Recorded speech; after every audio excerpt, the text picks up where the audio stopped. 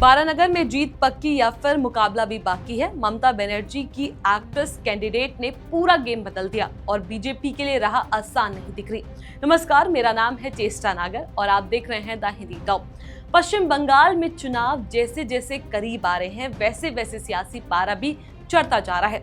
हर seat पर मुकाबला दिलचस्प है, लेकिन एक सीट ऐसी है जहां की चर्चा सबसे ज्यादा हो रही है और वो है बारानगर सीट। यहां सिर्फ चुनाव नहीं बल्कि एक हाई वोल्टेज राजनीतिक मुकाबला देखने को मिल रहा है।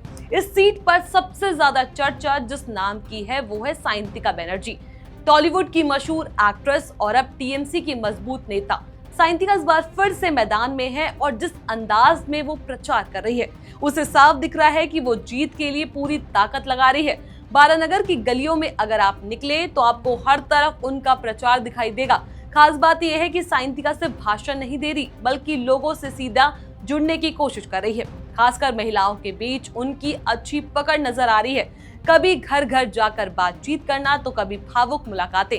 उनकी ये छवि लोगों को आकर्षित कर रही है।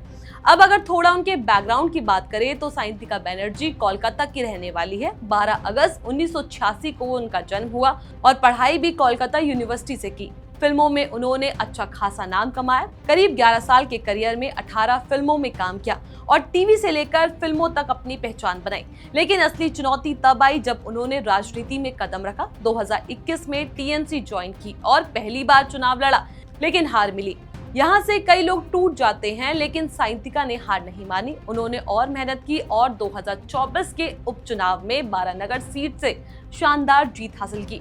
यही जीत आज उन्हें इस सीट पर एक मजबूत दावेदार बनाती है। अब सवाल यह है कि क्या इस बार भी उनकी जीत पक्की है? अगर आंकड़ों पर नजर डालें तो पिछले उपचुनाव में साइंटिका को 69,000 से ज्यादा वोट मिले थे। बीजेपी के सजल घोष दूसरे नंबर पर रहे थे और अंतर ज्यादा बड़ा नहीं था। यानी मुकाबला पहले भी कड़ा था और इस बार भी आसान नहीं होने वाला। बीजेपी ने एक बार फिर सजल घोष को मैदान में उतारा है। सजल घोष इस इलाके में काफी एक्टिव रहे हैं और खुद को मजबूत दावेदार मानते हैं।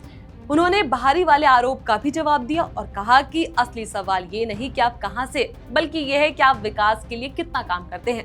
यानी साफ है कि बीजेपी इस बार पूरी तैयारी के साथ मैदान में है और साइंटिका के लिए राह आसान नहीं होगी।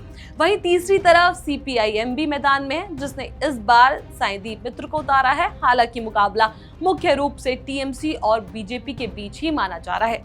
अब बात करते हैं सबसे अहम सवाल की, बारानगर का माहौल क्या कहता है। दरअसल इस बार चुनावी माहौल सिर्फ प्रचार तक सीमित नहीं है, बल्कि तनाव भी बढ़ा हुआ है। 21 मार्च को टीएमसी और बीजेपी कार्यकर्ताओं के बीच झड़प हुई, जिसने माहौल को और गर्म कर दिया। पश्चिम बंगाल में चुनाव और हिंसा का पुराना रिश्ता रहा है और इस बार भी वही तस्वीर देखने को मिल रही है। लेकिन इन सब के बीच साइंटिका बनर्जी का कैंपेन अलग नजर आता है। वो सिर्फ राजनीतिक नेता के तौर पर नहीं बल्कि एक जानी पहचानी चेहरे के रूप में लोगों से जुड़ रही है। उनकी लोकप्रियता, उनकी फिल्मी बैकग्राउंड और सोशल मीडिया पर उनका मजबूत पकड़, ये सब उन्हें एक अलग पहचान देता है। इंस्टाग्राम पर लाखों फॉलोअर्स, फेसबुक पर बड़ी फैन फॉलोइंग, ये सब उनके प्रभाव को दिखाता है। लेकिन राजनीति सिर्फ लोकप्रियता से नहीं जीती जाती, यहाँ बैकग्राउंड, कनेक्शन और संगठन भी मायने रखता है और यही वो जगह है जहाँ बीजेपी अपनी ताकत दिखाने की कोशिश कर रही है। तो कुल मिलाकर तस्वीर साफ है। बारानगर सीट पर मुकाबला बेहद दिलचस्प है। एक तरफ साइंटिका बनर्जी है जिनके पास स्टार पावर और मौजूदा जीत का भरोसा, तो दूसरी तरफ बीजेपी के सजल घोष है जो इस बार जीत के लिए पूरी ताकत लगा रहे हैं। तो क्या बारानगर में साइंटिका बनर्जी एक बार फिर जीत का झंडा लहराएंगी या बीजेपी इस बार बाजी पलट देगी? ये फैसला अब जनता के हाथ में है। आप क्या सोचते हैं, किसकी जीत होगी? कमेंट सेक्शन में अपनी राय हमें जरूर बताएं। ऐसी और भी वीडियोस के लिए आप हमारे चैनल द हिंदी टॉप को सब्सक्राइब कर लें। इसके अलावा आप हमें एक्स, फेसबुक और इंस्टाग्राम पर भी फॉलो कर सकते हैं।